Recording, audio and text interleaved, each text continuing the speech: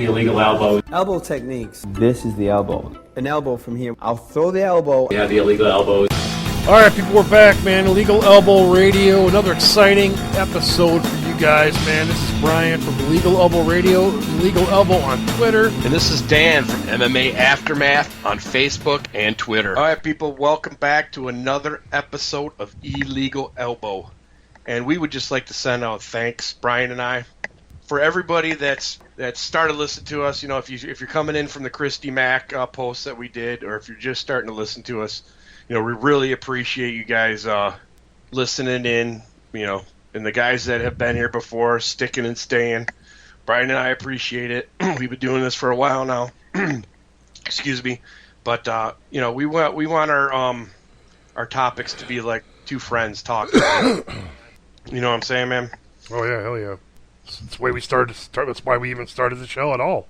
Because we were just sitting around talking fights, and we're like, why don't we do this, you know, with more friends or something, or you know what I mean? Why don't we do this? And why don't we try doing a show and see what happens? We're gonna go with Saturday's card, UFC Fight Night 47. The headliner was Bader versus OSP, and I just want to start off real quick with Sarah McMahon versus Lauren Murphy. All right. And we could probably digress to one more after that, because I do want to hit on the Watson-Alvey fucking clown show. Oh, jeez. Fucking McMahon came in, you know, and imposed her will. It was a typical McMahon, and it kind of mirrored later on the main event the kind of way that Bader won his fight, if you really think about it. You know, multiple takedowns, pointing the fuck out of her opponent, and... You know, these two chicks, man, if you look at Sarah McMahon, she got some fucking guns on her, dude. Yeah. You know, they both had some arms on them for women, you know, and she's built like a wrestler, man. She's a silver medalist. So, give props to Sarah McMahon. Her only loss was Ronda Rousey, right? Didn't Ronda Rousey knock her the fuck out?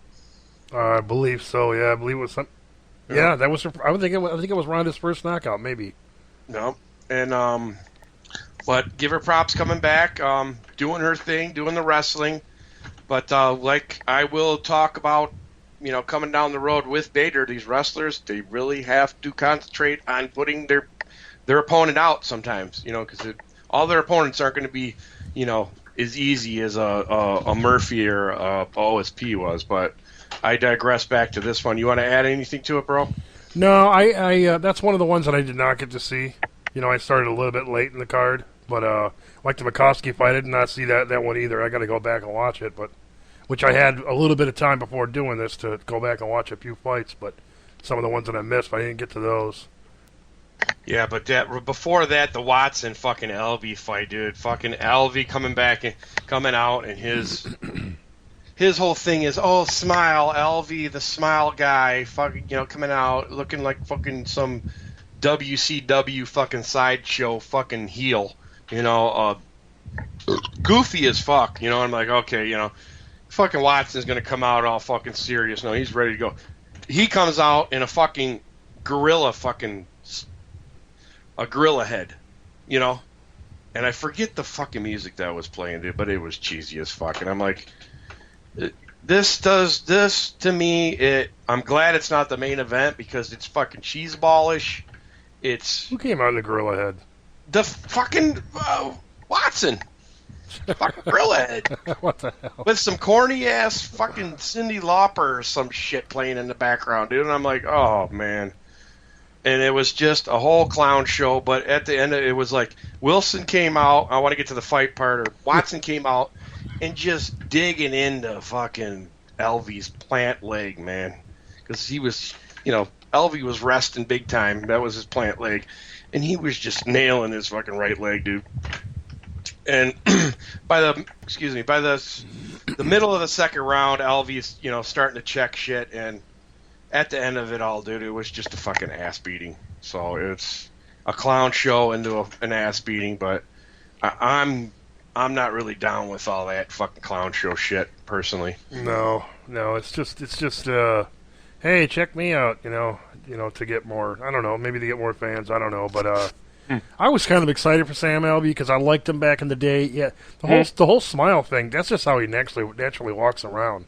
That's not his own thing. A lot of people are like, geez, what are you smiling about? Well, he had a smiley face carved in the back of his head and shit, dude, and it was like, that's his M.O. now, you know? It's, oh, right. His handle is like somebody smile or whatever that, or Alvy smile or some shit, but whatever. But I was excited about the guy because I guess he, put together a good win streak or whatever, but it was like, man, when he got here, what happened? It's like, it was, I don't know. After seeing him fight the other night, it was like, why bother? Why was there even a bother? Hopefully he gets another chance. Maybe he can, prove that he does have a reason to be here. Otherwise, there's no point in. Your fucking smile charisma is not going to carry you past, your win-loss ratio. So yeah, he needs to come in with a little more tenacity. You know what I mean? What? Come in here ready, because he was real lackadaisical in my opinion. He was waiting for fucking. He was like waiting for fucking Watt to counter off of Watson. You know what I'm saying? And Watson was like, I'm just gonna sit back and fucking hit your knee, set that up. But I don't know, man. It got to be a frustrating night until you get up to the last 4 or 5 fights, really, because I was, like you said, the few that I saw, and we were both pretty much 3 sheets to the wind, but.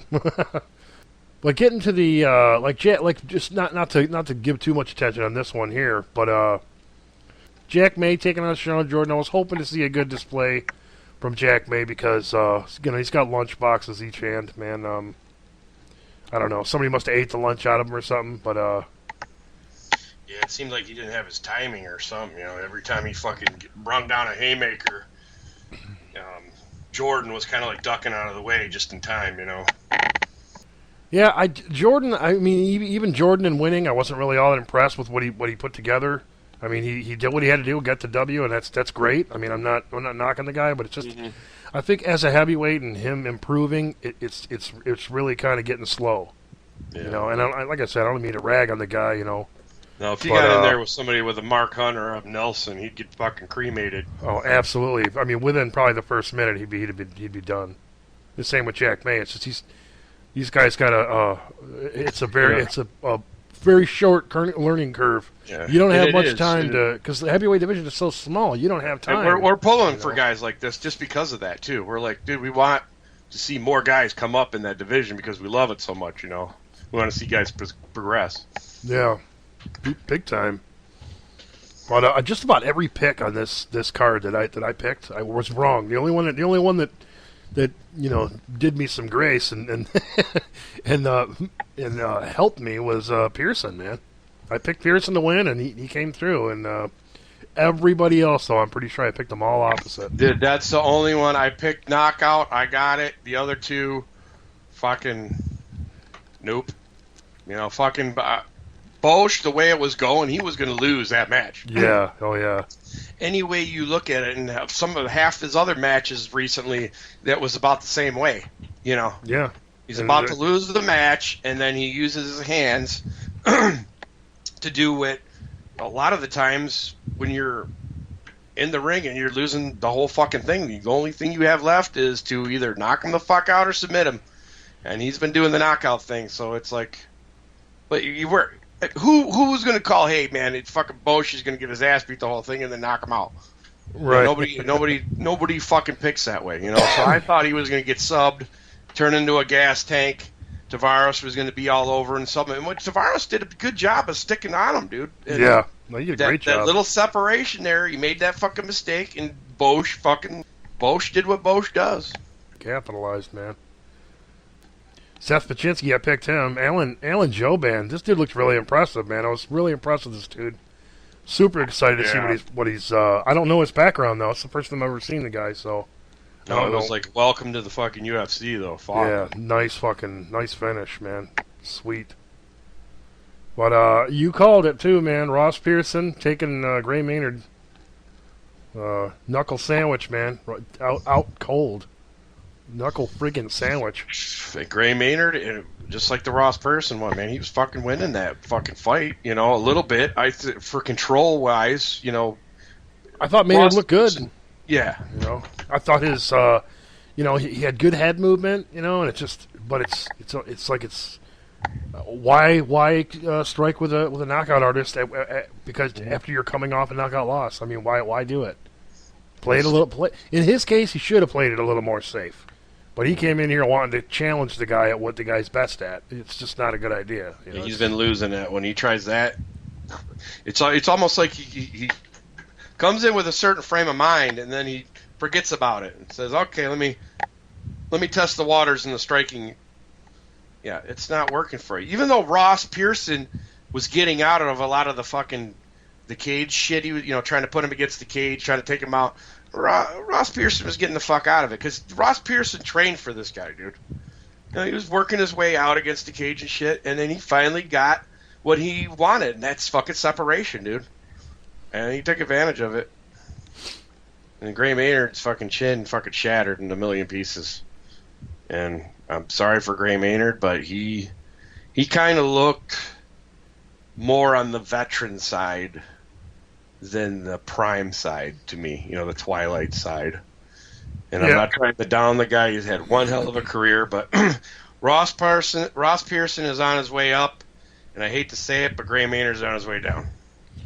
Yeah, I think Gray Maynard. I don't think he's too far out of the, too far out of it to not make a little turnaround. Maybe not a title shot or nothing like that, but at least go out on a good couple wins, maybe. But I don't know. I mean, if he keeps getting in there with strikers like that, it's not going to be pretty, man. It's not going to be. He needs to score the takedown early and wear these. He's got to and wear these guys down so they're not so. He's got a bullseye on it right now. Yeah, everybody's going to be going for that chin now because it's major exposure. But yeah, just like you're saying on Facebook, fucking exposed. Yeah. You gave fucking Ross Pearson an inch, he took a mile. Put it that way. Yep, that's it. But OSP, man, OSP. Yeah. I we both had OSP going into this. I thought, I was kind of giving Ryan Bader some credit and thinking, what, I think Bader's got a good chance, even in the striking game. But I thought Ryan Bader's a little more straight up 1-2 punch style fighter. Oven St Preux's outlandish weird shit. You know what I mean? Mm-hmm. So I thought it could really catch a Ryan Bader off guard, even though Ryan Bader's got good punching power and he's a, good hard striker and a strong dude.